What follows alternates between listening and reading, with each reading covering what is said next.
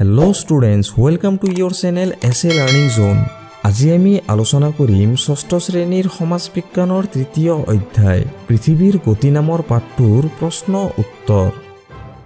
ছাত্ৰ-ছাত্ৰীসকল মনত ৰাখিবলগীয়া কথাত কেইটামান পইণ্ট দিয়া আছে, তোমালোকে এই পইণ্ট কেইটা ভালদৰে পঢ়ি মুখস্থ কৰি ল'বা। এতিয়া আমি অনুশীলনীত যাওঁ। 1 নম্বৰত আছে তলৰ প্ৰশ্নবোৰৰ উত্তৰ দিয়া। ক নম্বৰ প্ৰশ্ন, পৃথিৱীৰ মেৰুদণ্ডডাল কক্ষতলৰ লগত কিমান ডিগ্ৰী কোণ কৰি আছে? উত্তৰটোত লিখিবা পৃথিৱীৰ মেৰুদণ্ডডাল কক্ষতলৰ লগত 66.5 ডিগ্ৰী কোণ কৰি আছে। খ নম্বৰ প্ৰশ্নত দিছে পৃথিৱীয়ে নিজ কক্ষপথত সূৰ্যৰ চাৰিওফালে এপাক ঘূৰিবলৈ কিমান সময় লাগে? উত্তৰটো এনেকৈ লিখিবা পৃথিৱীয়ে নিজ কক্ষপথত সূৰ্যৰ চাৰিওফালে এপাক ঘূৰিবলৈ 365 দিন আৰু প্ৰায় 6 ঘণ্টা সময় লয়। গ নম্বৰ প্ৰশ্ন, পোহৰবৃত্ত কাক বোলা হয়? উত্তৰটো এনেদৰে লিখিবা পৃথিৱীখনত দিন আৰু ৰাতি হোৱা অংশ দুটাক এটা কাল্পনিক বৃত্তই দুভাগ কৰিছে। এই বৃত্তটোক পোহৰবৃত্ত বোলে। ঘ নম্বৰ প্ৰশ্ন, বছৰৰ কোন কোন তাৰিখত বিষুৱৰেখাৰ ওপৰত সূৰ্যৰ ৰশ্মি হেলনীয়াভাৱে পৰে?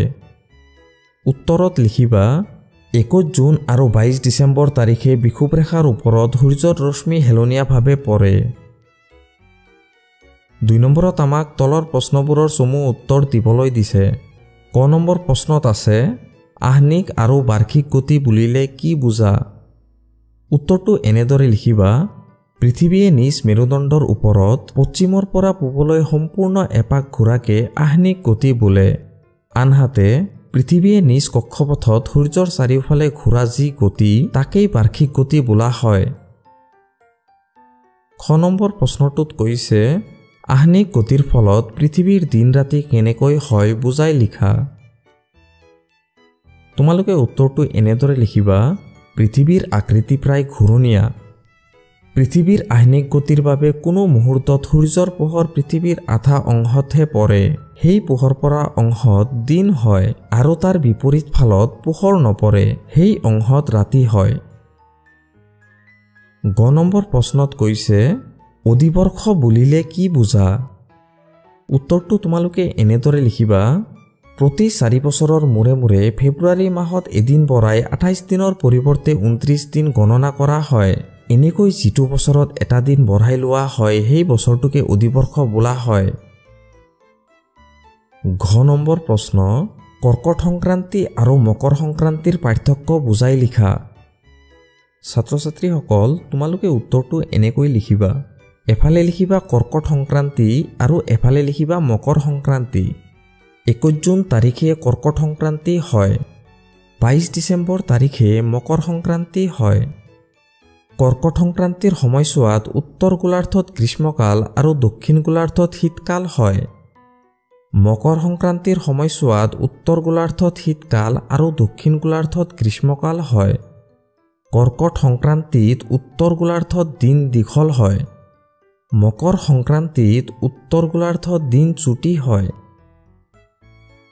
9 নম্বৰ প্ৰশ্নত কৈছে পৃথিৱীৰ বাৰ্ষিক গতি নথকাহেঁতেন ধৰাপৃষ্ঠত কেনেধৰণৰ পৰিৱেশ বিৰাজ কৰিলেহেঁতেন বুজাই লিখা। উত্তৰটো তোমালোকে এনেদৰে লিখিবা পৃথিৱীত বাৰ্ষিক গতি নথকাহেঁতেন ধৰাপৃষ্ঠত কোনো ধৰণৰ ঋতু পৰিৱৰ্তন নহলহেঁতেন, উদ্ভিদ খাদ্য কৃষিকাৰ্য আদি পৰিৱৰ্তন নহলহেঁতেন, মানুহৰ উৎসৱ পাৰ্বণ আদিও পালন নহলহেঁতেন। 6 নম্বৰ প্ৰশ্ন, পৃথিৱীৰ কক্ষপথ বুলিলে কি বুজা? কক্ষপথৰ এটা চিত্ৰ আঁকি দেখুওৱা। উত্তৰটো তোমালোকে এনেকৈ লিখিবা পৃথিৱীয়ে সূৰ্যৰ চাৰিওফালে এটা নিৰ্দিষ্ট পথেৰে ঘূৰে। এই পথটো উপবৃত্তাকৃতিৰ। সূৰ্যৰ চাৰিওফালে ঘূৰা এই উপবৃত্তাকৃতিৰ পথটোকে পৃথিৱীৰ কক্ষপথ বোলে। ছাত্ৰ-ছাত্ৰীসকল তোমালোকে ভিডিঅ'টো পজ মাৰি চিত্ৰটো আঁকি ল'বা। 3 নম্বৰত কৈছে শুদ্ধ উত্তৰবোৰত ৰাইট চিন দিয়া। ক নম্বৰত আছে পৃথিৱী সূৰ্যৰ চাৰিওফালে ঘূৰা গতিটোৰ নাম কি? উত্তৰত দিয়া আছে 1 নম্বৰ আহ্নিক গতি, 2 নম্বৰ মেৰুদণ্ড, 3 নম্বৰ বাৰ্ষিক গতি। শুদ্ধ উত্তৰটো হ'ব 3 নম্বৰ বাৰ্ষিক গতি। খ নম্বৰত আছে বিষুৱ ৰেখাত সূৰ্যৰ পোহৰ কোন তাৰিখত পোনে পোনে পৰে উত্তৰত দিয়া আছে 1 নম্বৰ 21 মাৰ্চ, দ্বিতীয় নম্বৰ 21 জুন, তৃতীয় নম্বৰ 22 ডিচেম্বৰ। শুদ্ধ উত্তৰটো হ'ব 1 নম্বৰ 21 মাৰ্চ।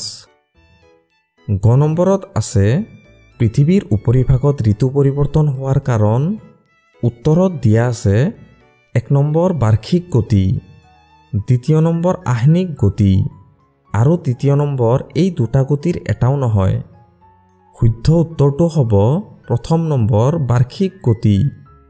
ঘ নম্বৰত আছে অধিবৰ্ষৰ মুঠ দিনৰ সংখ্যা হ'ল উত্তৰত দিয়া আছে 1 নম্বৰ 365 দিন, দ্বিতীয় নম্বৰ 366 দিন আৰু তৃতীয় নম্বৰ 365 দিন। শুদ্ধ উত্তৰটো হ'ব দ্বিতীয় নম্বৰ 366 দিন।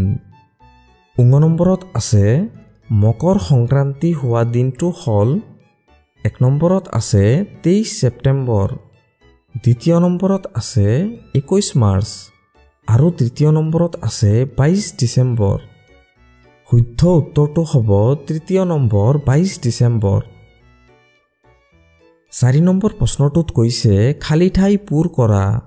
ক নম্বৰত আছে পৃথিৱীয়ে নিজ মেৰুদণ্ডৰ ওপৰত এপাক মৰা ঘূৰণকে আহিনিক গতি বোলে। খ নম্বৰত আছে পৃথিৱীয়ে সূৰ্যৰ চাৰিওফালে ঘূৰা পথটোক কক্ষপথ বোলে। গ নম্বৰত দিছে শীত ঋতুৰ সময়ত দিন আটাইতকৈ চুটি হয়।